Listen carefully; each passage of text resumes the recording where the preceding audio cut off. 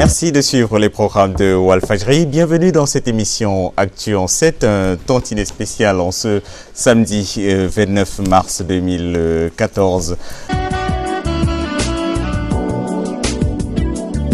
De décevoir la jeunesse sénégalaise. Actuellement, on est toujours au stade des promesses, au stade, n'est-ce pas, des vœux pieux, au stade, n'est-ce pas, des annonces et des annonces sans effet.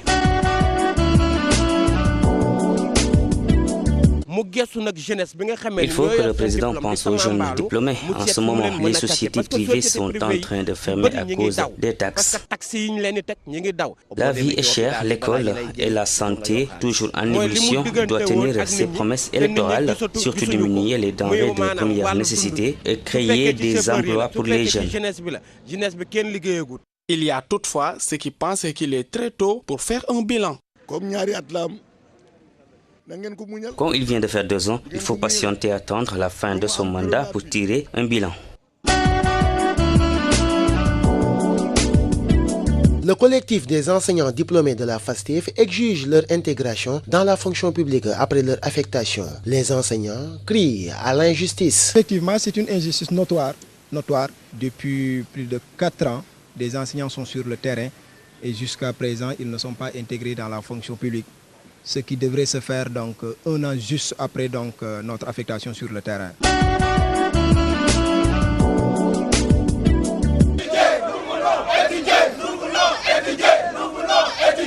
Aujourd'hui encore, nous sommes réunis devant la direction générale de l'enseignement supérieur pour une fois de plus plaider nos problèmes. Comme vous le savez, toujours, il y a parmi nous des camarades de nouveaux bacheliers qui sont orientés mais qui ne sont pas du tout inscrits. Alors, Tafsir Diké Dieye, en deux de l'accession du président Macky Sall à la magistrature suprême, des ruptures avec des pratiques du passé ou des ruptures carrément avec le peuple sénégalais? Déjà, le mot rupture pose problème. Nous sommes dans un État organisé et je pense que ce que nous attendons, c'est surtout de pouvoir améliorer les acquis que le nouveau régime a trouvé sur place et maintenant de créer d'autres voies pour pouvoir soulager les souffrances des populations. On se perd souvent en utilisant des mots comme ça pour essayer vraiment de jouer sur la conscience, dans la conscience des Sénégalais, du peuple, mais dans la réalité, quand on analyse les faits, souvent on est un peu déçu. Mais concernant l'élément tout à l'heure, on a parlé d'emploi. J'ai entendu le ministre de l'Emploi dire qu'ils ont atteint pratiquement 60 000 emplois en 2013, avec 44 000 et quelques emplois donc, dans des contrats avec le milieu privé, le secteur privé, et 22 000 dans la fonction publique. Si ces chiffres sont vrais, mais tant mieux. Mais si c'est vraiment des données comme ça pour essayer encore de jouer avec le peuple, je pense que ce serait très grave demain parce que le réveil risque d'être brutal. Mais les promesses justement d'emploi faites par le président sont souvent rappelées justement par les membres du Parti démocratique sénégalais. Donc pour vous, on peut accorder le bénéfice la présomption de bonne foi, si l'on peut dire? En fait, au début de son règne, nous avons vu que des actes ont été posés, quand même très positifs. Il a essayé de faire quelque chose concernant l'énergie pour essayer d'améliorer la situation. Il a essayé de faire des pas dans le domaine de l'éducation, avec Ibrahima Sall à l'époque. Il a essayé de faire des choses dans la campagne agricole en 2012, les vivres de soudure, l'aliment de bétail, beaucoup d'autres secteurs, même la baisse donc de certaines taxes sur les entreprises salaires, notamment, qui sont souvent citées. Sur les salaires et tout, les impôts sur les salaires. Oui. Mais nous sentons de plus en plus, c'est comme si l'État, le régime est en train de s'essouffler. Nous voyons le régime beaucoup plus sur le terrain politique que sur vraiment la réalisation de projets concrets pour satisfaire l'attente. La fameuse demande sociale. Ibou Fall, l'objectif fixé à l'origine par le candidat devenu le président Macky Sall, c'était 500 000 emplois. Et certains au Parti démocratique sénégalais ne se privent pas de lui rappeler justement cet objectif en franchissant justement ce cap en deux de l'accession du président Macky Sall à la magistrature suprême, la rupture, c'est avec les pratiques du passé ou avec le peuple et ses attentes? Enfin, moi d'abord, comme vient de le souligner Tafsir Ndiké, le mot rupture n'est pas adéquat. D'abord parce que nous sommes quand même dans une république avec un État organisé qui existe depuis 54 ans maintenant. Et donc, on ne demande pas ça. Ensuite, même s'il y a eu une vraie alternance sur des options plus ou moins idéologiques en 2000, Wade est arrivé en disant « Maintenant, plus rien ne sera comme avant, c'est le libéral qui remplace les socialistes ». Mais est-ce qu'on peut penser une seconde que Macky Sall, qui est une créature de Wade, peut rompre avec... C'est l'élève et le professeur. Il a succédé à celui qui l'a fabriqué.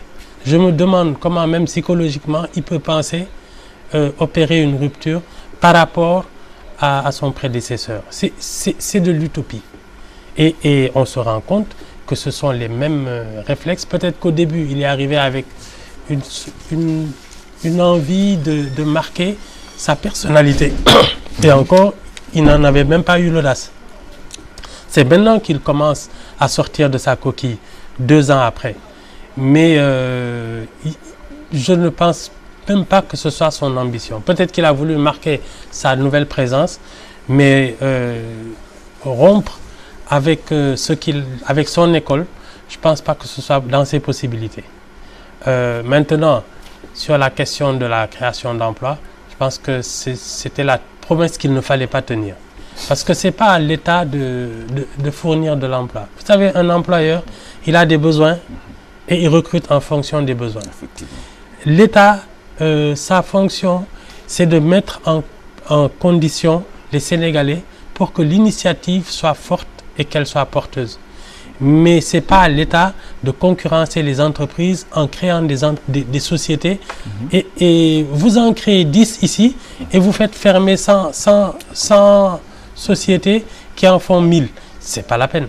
C'est juste une manière de transférer des intérêts et des compétences. Et même, à la limite, c'est de la concurrence déloyale. Ce n'est pas à l'État de créer des entreprises et des emplois. Résumons. Tafsir, Ibou, vous êtes déjà blasé après simplement 2 ans? Tafsir? En fait, je garde toujours l'espoir que s'il essaie de comprendre ce que attend le peuple.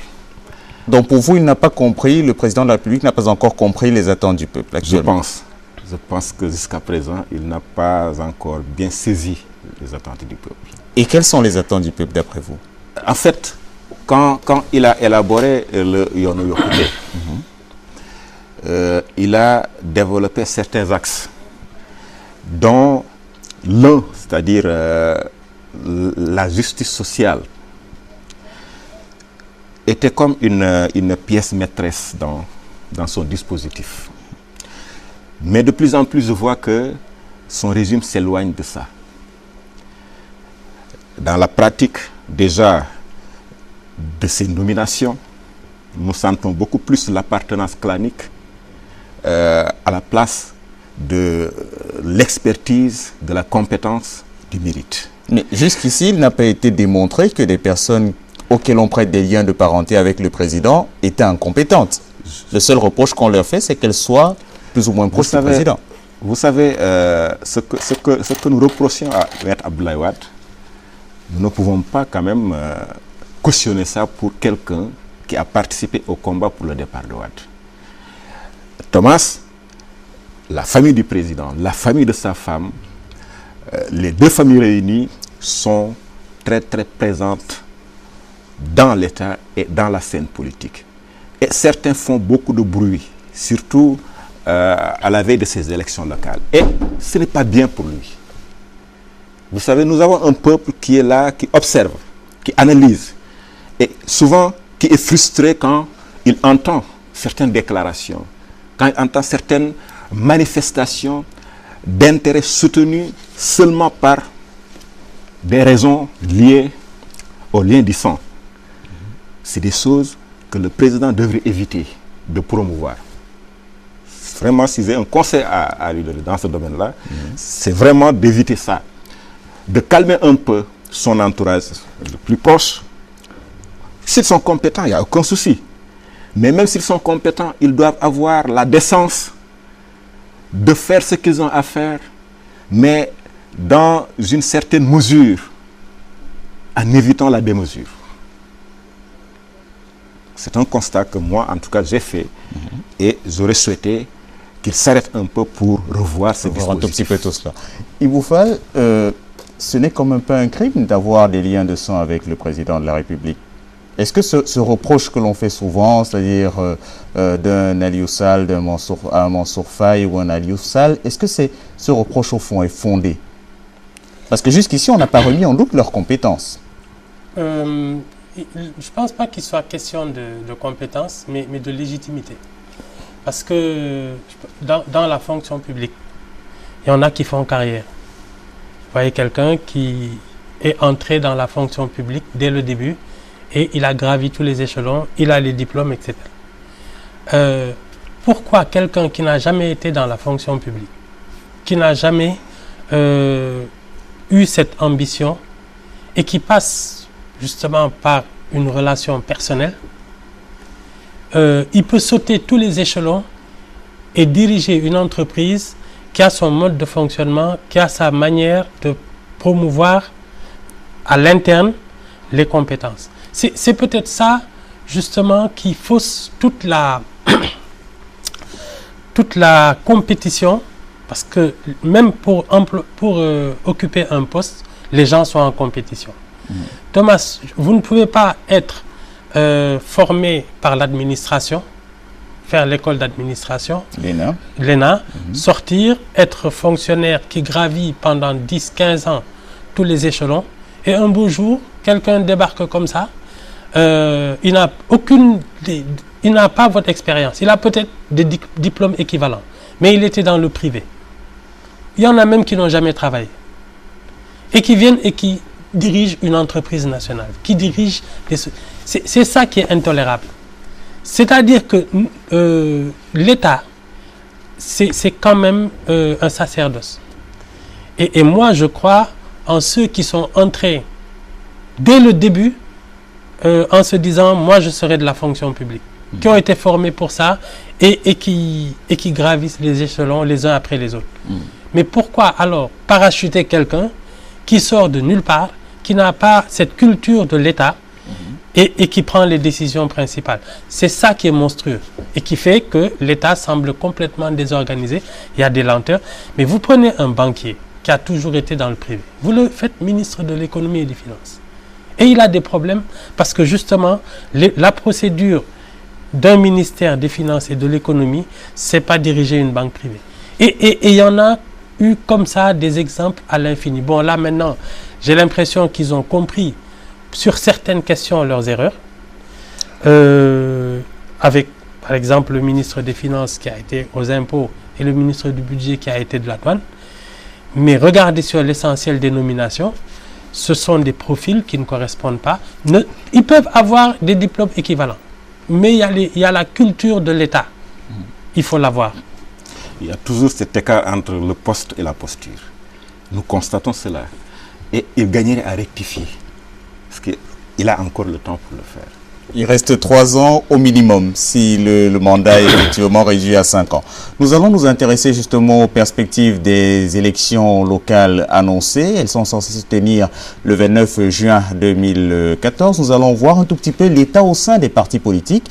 Nous nous arrêterons à l'Alliance pour la République de Nguerhor. Là-bas, les frères et sœurs de parti du président Macky Sall se crêpent le chignon, comme nous l'expliquera Tierno Daf. Nous irons également à la rencontre des membres de l'Alliance des forces du du Progrès. Et là, nous écouterons Mbaye Sarr qui, lui, déplore la sortie du président Moustapha Niasse, le président de l'Assemblée nationale, qui a fait allégeance, si l'on peut dire, au président de la République en annonçant qu'il ne se présenterait pas contre lui en 2017. Nous suivrons également l'état du Parti démocratique sénégalais à la coordination de Kaolack.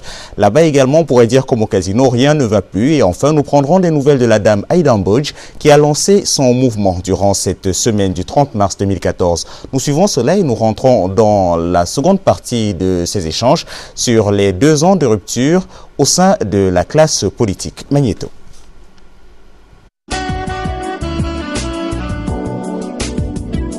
Entre apéristes de Nguékor, l'heure est à la distribution des coups. Nous avons travaillé pendant 2 ans et nous avons accueilli d'autres camarades qui aujourd'hui, par une simple nomination, nous font la guerre.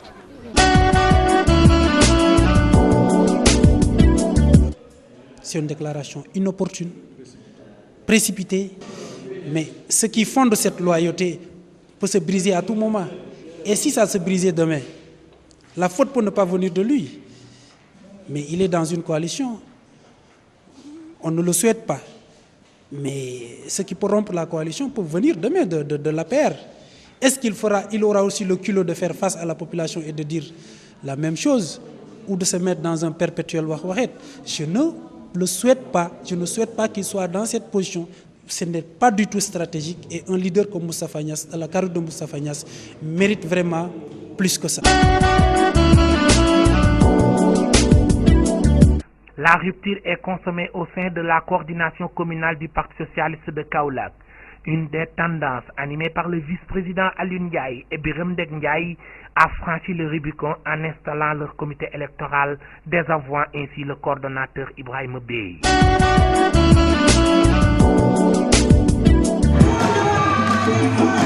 Un autre mouvement politique est né, issu des flancs du Parti démocratique sénégalais. Alliance nationale pour la démocratie compte remobiliser les troupes au sein du PDS. L'initiatrice du mouvement soutient avoir eu l'accord de l'ancien chef de l'État, Maître Abdoulaye Wade. Son premier objectif est d'animer et de remobiliser notre cher parti, le PDS. Vous l'avez dit, Lamine, et vous avez raison. Je dis bien animer et remobiliser. Car nous avons la ferme conviction que ce mouvement And Saxal Liguey participe avec d'autres forces du PDS à permettre à notre parti de faire face aux multiples agressions dont il est victime. Aïda Mbodj a eu le soutien d'autres leaders de mouvements issus du Parti démocratique sénégalais. Seulement, les ténors du parti n'ont pas fait le déplacement au Grand Théâtre.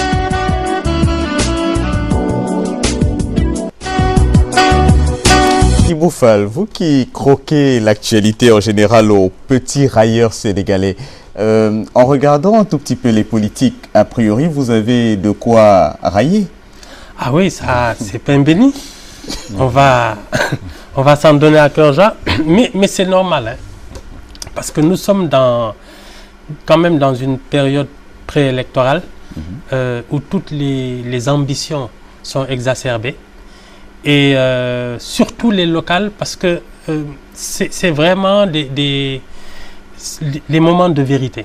C'est-à-dire qu'avant de faire carrière à l'échelle nationale, il faut avoir une base. Beaucoup de leaders ont su durer sur la scène politique parce qu'ils avaient une base affective, une base locale.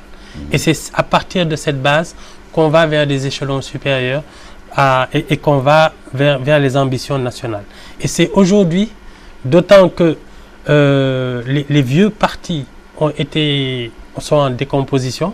Le Parti socialiste, 40 ans de règne, il est parti en lambeaux. Le PDS, qui a quand même succédé et qui a fait 26 ans d'opposition avant de faire 12 ans, c'est-à-dire 36 ans de présence et de leadership pratiquement, aussi a implosé. Il est parti dans différentes directions avec des morceaux pour chacun de ces... Et aujourd'hui, c'est une nouvelle recomposition du leadership qui s'annonce. Et c'est à partir de ces locales-là, maintenant, que chacun saura s'il peut avoir des ambitions nationales ou va disparaître. Donc d'où justement les tensions que l'on a pu suivre. Oui, ça c'est... Tafsir dit que en suivant un tout petit peu, on a vraiment l'impression que ce n'est calme nulle part. C'est bouillant partout. Oui, mais moi, quelque part, ça me fait peur. C'est-à-dire que on a l'impression que pour réussir dans ce pays maintenant, il faut nécessairement se battre dans l'arène politique. On offre à la jeunesse une image qui risque demain de faire très mal à notre pays. Quelqu'un l'a dit tout à l'heure, ce n'est pas parce qu'on a nommé quelqu'un que donc il vient. Parce qu'on court derrière des nominations. On se bat pour des nominations. On ne se bat plus pour asseoir un savoir, pour asseoir un métier, pour asseoir une activité professionnelle apte à participer à l'essor de l'économie nationale. Mais on se bat pour occuper des postes de responsabilité dans les partis politiques. Pour demain être nommé quelque part ou élu quelque part. Et souvent, je le disais récemment lors d'un voyage dans un pays limitrophe, quand un leader politique se bat avec ses moyens, avec ses hommes pour réaliser une base politique, les dépenses que ce leader met donc entre les mains de sa clientèle politique, une fois élu, il va les récupérer. Et ça conduit souvent aussi à des schémas dans la gestion de l'État qui créent des trous, qui créent des détournements, qui créent des malversations telles que l'économie ne marche pas bien. Toujours c'est le début. On montre aux jeunes, c'est la politique, le chemin le plus rapide, c'est l'ascenseur pour arriver à des stations, à des sinécures. Alors que la politique devrait servir simplement de moyen d'accéder à des responsabilités pour participer de manière plus ou moins désintéressée à la vie de la communauté. Mais ça existe, ça, des politiques qui participent de façon désintéressée, que ce soit au Sénégal ou dans d'autres pays du monde, ça existe, ça, des politiques totalement désintéressées? Enfin, je veux dire, c'était ça la fonction, vraiment, de l'acteur politique. Participer à la vie de sa cité, peut-être pas tout à fait désintéressé, mais quand même, ce que nous voyons dans ce pays, nous sommes en train de subir ce dictat de la politique. Les jeunes ne pensent qu'à ça, sinon à d'autres activités que je ne veux pas nommer. Mais il nous faut un redressement des mentalités à ce niveau. Il nous faut dire à notre jeunesse d'être excellent à l'école, d'être excellent dans les ateliers, d'être excellent partout où ces jeunes sont en train d'apprendre ou de travailler.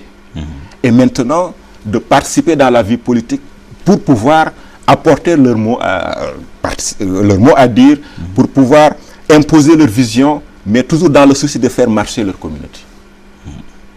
Ils sont en train de se battre pour des locales. Au même moment, il y a tellement de problèmes dans ce pays. Les ministres sont sur le terrain, les députés sur le terrain. Tout le monde est omnibulé par ces locales. C'est désolant, c'est comme ça, on n'y peut rien, mais nous le regrettons, ça nous fait peur. À propos de ce qui pourrait se passer, notamment la clé de répartition du scrutin local au niveau des villes, et où certains confrères en tout cas évoquent l'éventualité pour les membres du PDS de saisir la Cour de justice de la CEDEAO. Mais si c'est fait, l'élection sera encore reportée. Reportée une fois de plus. Moi, je pense que vraiment pour aider ce peuple à aller vers autre chose, le PDS n'a qu'à surseoir à ça.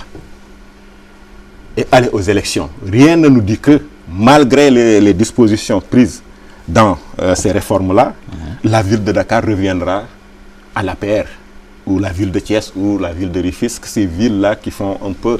Qui font débat. Rien ne nous dit. Les électeurs sont là, ils n'ont qu'à aller parler aux électeurs, essayer de convaincre les électeurs, l'électorat, et puis aller aux élections. Parce que reculer encore ces élections risque de plonger encore le pays dans la fameuse campagne électorale permanente. franchement. Et nous avons besoin de travail. De paix. Il vous fallait ces élections, la possibilité d'un recours devant la CEDEAO, il faudra absolument qu'elles se tiennent pour sortir enfin de la campagne et travailler? Enfin, mon avis est que le souci, le monstre, c'est même pas la tenue de ces élections et la manière dont les combinaisons se font, parce que c'est légitime, chacun veut prendre le pouvoir ou le conserver. Donc, on triche toujours un peu dans ces choses-là parce que ce sont des calculs politiques, c'est une sorte de jeu d'échecs. Mais moi, mon analyse est qu'il y a un monstre qui est permanent, c'est le mode de scrutin. C'est-à-dire que tant que la proportionnelle, qui fait établir des listes nationales, et qui là met surtout les élections à la merci des grosses mécaniques. Parce que tant que ce sont des élections avec une circonscription où chacun se bat au niveau de sa base, à armes égales, c'est là que chacun va se battre pour les intérêts de son fief. Mais dès que vous devez votre candidature au bon vouloir d'un exécutif central qui dresse une liste en disant voilà comment ça va se passer et aller sur le terrain en mettant au service d'un individu qui n'a même pas de légitimité dans sa base mais qui a l'appui et les moyens d'un véritable appareil, on fausse déjà la compétition. Et c'est à partir de là, parce que on parle des locales, mais regardez les députés, la liste nationale qui décide, ce sont les appareils. Vous prenez quelqu'un qui ne se ferait pas élire par son voisin, vous le mettez en haut d'une liste et il passe député. Mais il ne rendra compte qu'au président de la République. Il n'a aucun compte à rendre à la base. Vous pensez à quelqu'un en particulier? Mais regardez toutes les listes et tous les députés depuis le début des indépendances, des législatures. Il y en a quelques-uns qui ont de vraies bases et qui sont indéboulonnables et on est obligé de composer avec eux parce qu'ils ont le soutien de leur électorat. Mais c'est vraiment d'infime minorité. La plupart des autres sont des gens qui se battent pour figurer, quand c'est un grand parti, dans les 10 premiers. Quand c'est des petits partis, ils veulent être dans le trio de tête, en se disant le reste ne passera pas. Et ça n'a plus rien à voir avec son mérite, ça a juste à voir avec sa proximité par rapport au chef. Le président de la République. Le chef de parti. Et c'est ça qui fausse tout le jeu démocratique. Vous voyez des gens qui se font élire législature après législature, alors qu'ils n'ont jamais rendu compte à l'électorat qui sont censés leur avoir donné le mandat. Et c'est ça notre drame. Puisque nous parlons, oui, un point sur l'élément que nous venons de suivre, concernant l'AFP. Oui. Moi, et les jeunes du parti qui estiment que ce n'était pas opportun. Je n'ai pas compris la précipitation d'une telle décision venant de l'AFP. Si c'est le parti qui l'a décidé de ne pas donc avoir un candidat au présidentiel de 2017. Si l'on en croit Mbaïsar de l'AFP, ce n'est pas une décision, ce n'est pas tout à fait ou pas du tout une décision du parti, mais bien celle du secrétaire général de ce parti. Là, ça devient plus grave, parce que ça montre quelque part l'absence de démocratie dans les partis, beaucoup de partis politiques au Sénégal. Souvent, c'est la tutelle qui décide, donc pour tout le monde. Et avant de parler de démocratie au niveau donc souvent du parti au pouvoir et autres, il faut aussi que les autres partis pensent à revoir cet état de fait. À s'assurer même qu'ils sont démocratiques. Un seul homme qui décide que ce parti n'aura pas de candidat en 2017, je pense que c'est une décision à la limite très grave. Mais il faut voir tous les partis aujourd'hui qui existent comme vraiment le Big Four du paysage politique. Mais ça fait combien de temps qu'ils n'ont pas renouvelé leurs instances? Effectivement. PDS, AFP, bon, l'autre il existe depuis 2 ans ou 3, je ne sais même plus, 4 ans. Mais ils ne renouvellent pas leurs instances. Il y a un chef qui fait la pluie et le beau temps et personne ne bronche, parce que voilà, il y a des sucettes à distribuer, il y a des postes, des privilèges. Et c'est celui qui est le patron qui distribue les sucettes selon son bon vouloir. Mais il y a plus, depuis pratiquement une décennie, je ne me souviens plus depuis des années avoir entendu parler d'un parti qui renouvelait ses instances. Signalons pour sortir tout à fait de cette question, Ibou Fall, que durant cette semaine également, on a eu ce livre publié par Cheikh Yérim Seck dans lequel il accuse clairement le pouvoir d'acheter la paix à 20 millions de francs le mois. Distribué aux leaders politiques. On parlait il y a un instant des députés. Justement, l'élément que nous allons suivre est relatif à l'OFNAC. Nous allons suivre tout d'abord la prestation de serment des membres de l'OFNAC, ensuite leur installation. Donc nous allons suivre successivement Nafi Ngom Ndour, puis le président de la République, Macky Sall, à propos de l'OFNAC. Et nous parlons précisément de ces députés et de leur rapport à la transparence. Magnéto.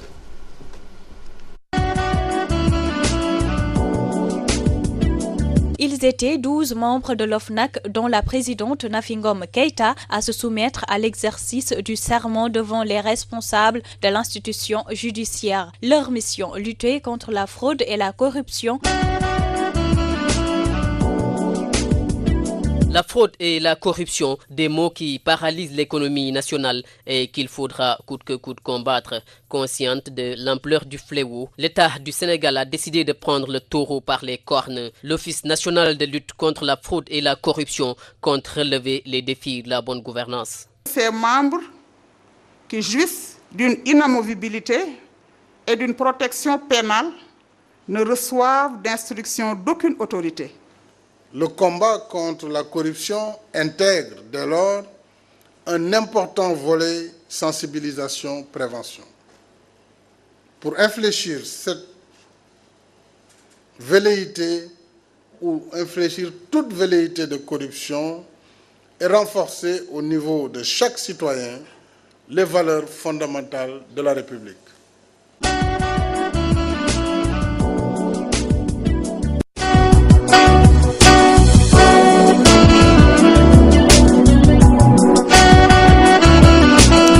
Tafsir Diké, cet OFNAC est-il mieux parti que les précédentes structures créées pour lutter contre la corruption, ou bien c'est un mort-né comme tous les autres? De toutes les façons, j'ai observé que l'OFNAC a pouvoir d'autosaisine.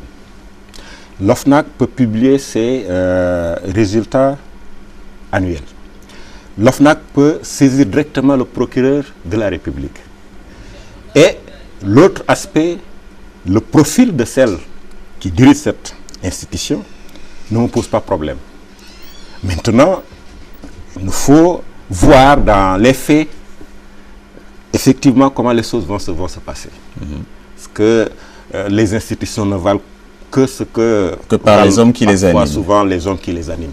Les hommes et les femmes, en l'occurrence. Les femmes, pour faire partie. Absolument. Mais en tout cas, sur ces 4 points, je donne vraiment une présomption de bonne foi à cet organe, en attendant de voir dans les faits comment les choses vont se passer. Ibou Fall, également en attente de voir, ou pessimiste dès le départ? Oui, et c'est de nature d'ailleurs, parce que pour moi, vous savez, satirique de nature. Il ne faut pas se faire d'illusions. Qui nomme commande? Non seulement qui nomme commande, mais chaque régime qui arrive, c'est des nouveaux pauvres et des nouveaux riches. C'est la loi depuis les temps immémoriaux. On va avoir de nouveaux clans de privilégiés et d'anciens clans de privilégiés perdre justement tout le... Et dans ce désordre et dans cette recomposition, je ne préjuge de rien. C'est-à-dire que on a beau installer toutes les formes d'institutions qu'on veut. C'est pas ça le problème. C'est juste que chaque individu prenne ses responsabilités. Parce que, au fond, créer l'OFNAC qui est là, alors que tous les jours, il y a des inspecteurs généraux de l'État qui surveillent, qui contrôlent. Dans les entreprises et dans l'État, il y a des contrôleurs qui sont là tout le temps. Il y a des procureurs qui sont là. Mais donc c'est le métier d'ailleurs. Donc c'est le métier.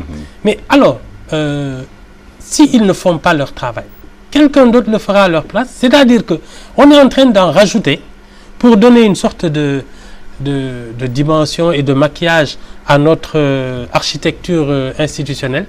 Mais si chacun faisait son travail sans créer même des offices normaux, les inspections sont là, le fisc est là, la douane est là, on a tout, l'État a toute l'architecture naturellement pour éviter ça, et ça n'a jamais empêché que l'on pille. Mais puisqu'on parle justement des inspecteurs et on parlait des députés tout à l'heure, il y a eu cette question de la déclaration de patrimoine à laquelle ont été assujettis certains, et les députés vraisemblablement ne désiraient pas vraiment être assujettis à cette déclaration de patrimoine. Donc aujourd'hui, quand on regarde, est-ce qu'il n'y a pas de... Quand on regarde un tout petit peu le fonctionnement du dispositif, l'architecture institutionnelle, pour revenir dessus, est-ce logique au fond d'imposer aux autres ce que l'on n'aimerait pas, une loi à laquelle on ne veut pas soi-même se soumettre? Pour prendre le cas des personnes qui se sont exemptées de la déclaration de patrimoine. D'abord, ils ont une immunité, donc ils ont l'habitude d'être des citoyens à part. Et d'ailleurs, il y a eu un débat même au sein de l'Assemblée nationale. Je crois que c'est un des députés de Réumi qui avait fait remarquer à Moustapha Agnès que la gestion de l'Assemblée nationale était d'une opacité sans borne. Et jusqu'à présent, ils ne sont ni contrôlés.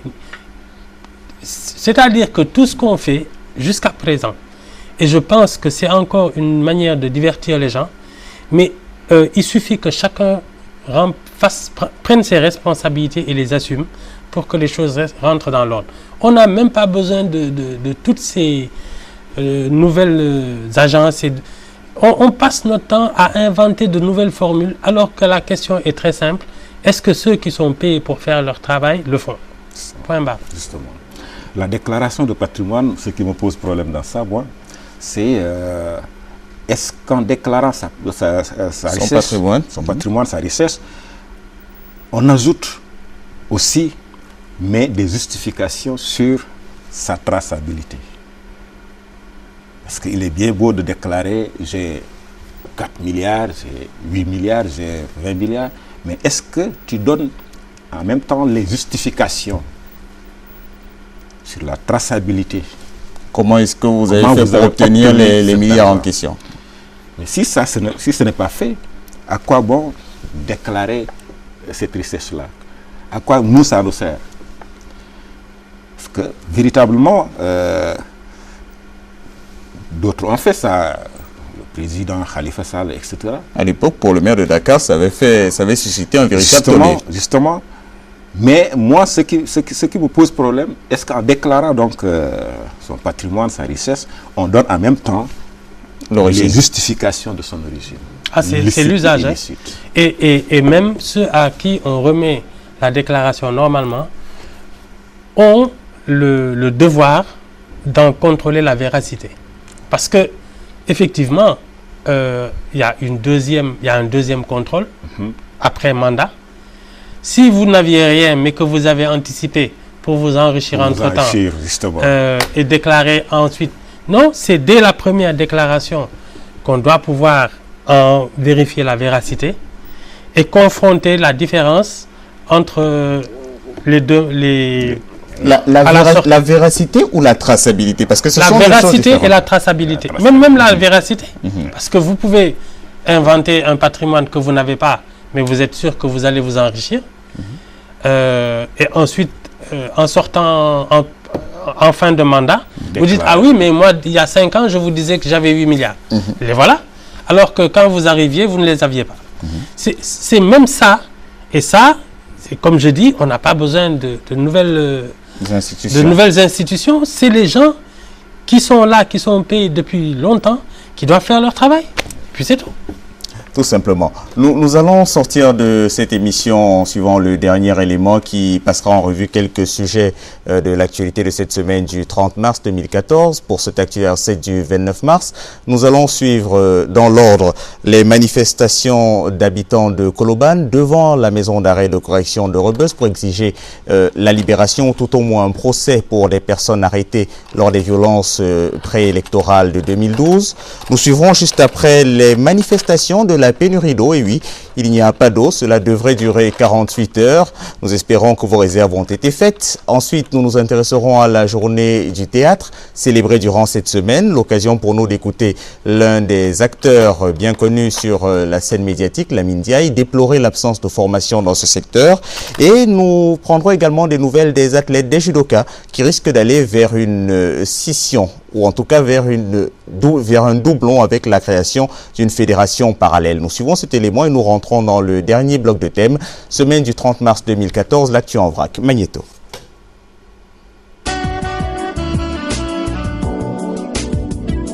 Les proches des détenus arrêtés dans le cadre des manifestations préélectorales de 2012 pour l'assassinat du policier Fodé Ndiaye se sont mobilisés devant la prison de Rebeuss ce jeudi. Ils s'insurgent contre cette détention qu'ils jugent illégale. Les forces de l'ordre les ont sommés de quitter les lieux. Quelques manifestants ont été...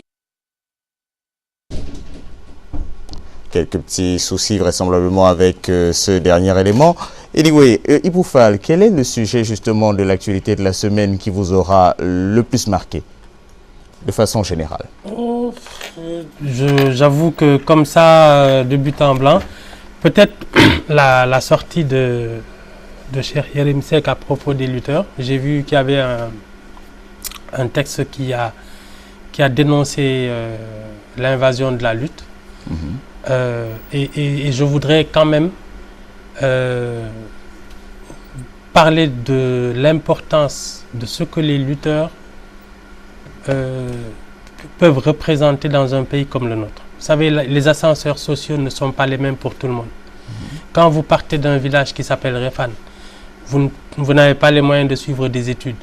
Vous n'avez personne pour vous aider. Et qu'au bout, parce que c'est du mérite, vous vous entraînez, vous vous battez avec vos moyens et que vous arrivez à trouver un statut social honorable et que vous représentez une certaine revendication identitaire de gens qui sont dans le confin du pays et qui commencent à être fiers d'être sénégalais parce qu'ils savent qu'en étant sénégalais et en partant de rien, on peut réussir dans ce pays. Je pense qu'on devrait plutôt les reconsidérer de manière moins... Parce qu'on dit oui, maintenant c'est un pays de lutte, de danse, etc. Mais il faut des lutteurs dans un pays au fond. Et puis c'est trop léger de ne pas reconnaître le mérite à des gens qui se sont battus tout seuls pour exister dans ce pays. Et deuxième chose qui m'a surpris et très agréablement, c'est quand j'entends Modulo dire moi je vais monter un cyber de 300 millions pour que les jeunes des parcelles travaillent. Ou que Balla Gaye dise moi je vais monter une ferme de 300 millions pour que les jeunes... Et il se bat pour au moins que la paix arrive dans son... Ça je l'attendais des intellectuels. Je l'attendais de la génération des footballeurs de 2002. Je l'attendais de gens qui aujourd'hui sont des privilégiés de ce pays et ne font rien pour leur pays. Ces gens-là, je pense qu'on doit les reconsidérer non pas comme des parasites qui envahissent nos écrans, mais comme d'authentiques Sénégalais qui sont en train de donner de l'espoir à ceux qui l'avaient perdu. Et ça, c'est important. Tafsir ? Oui, moi, l'actualité qui m'a le plus marqué, c'est quand j'ai vu Bosduniak réclamer son récépissé. Ils ont été refroidis d'ailleurs par le ministre de l'Intérieur, Abdoulaye Daouda Diallo, qui leur a demandé de laisser l'administration travailler sereinement. Mais le ministre n'avait même pas à se prononcer sur ça. C'est-à-dire, quand on est à un certain niveau de responsabilité, il faut juste agir. Bosduniak a démontré qu'il a une légitimité populaire réelle lors des dernières élections législatives, avec 4 députés à l'Assemblée nationale. Mais mon Dieu, pourquoi depuis mai 2013, l'octroi d'un récépissé traîne? Il y a des choses, il faut juste faire ce qu'il faut. On n'a pas besoin de polémiques autour de questions du genre. Qu'est-ce que cela crée comme problème de donner un récépissé à Bosduniak? Je ne vois pas. Donc, vraiment, c'est une information. C'est l'actualité qui vous a le plus marqué dans la semaine. Voilà. Alors, c'est noté. En tout cas, merci à vous, Tafsir Diké Dié. Vous êtes écrivain, chroniqueur à vos heures. Merci d'avoir accepté notre invitation. C'est moi. Merci également à vous, Ibou Fall. Je suis très honoré de partager ce plateau avec lui. Ce sont deux esprits libres, il paraît. Le petit railleur sénégalais, vous continuerez donc de rire ou de railler. Voilà. Merci à vous deux. Vous suiviez Actu en 7 en ce samedi 29 mars 2014 sur Walfadjri. Merci à vous de nous avoir suivis. Merci à toutes les personnes qui nous ont permis de vous présenter cette émission et qui a connu quelques petits déboires. Prière de nous en excuser. Remerciements à Mam Sidi Diop, Ramatoulaye Sal Diop, Cheikh Tidiane Diaye, entre autres, ainsi qu'à Hubert Assogba. Agréable fin d'après-midi, agréable suite de programme. À toutes et à tous. Au revoir.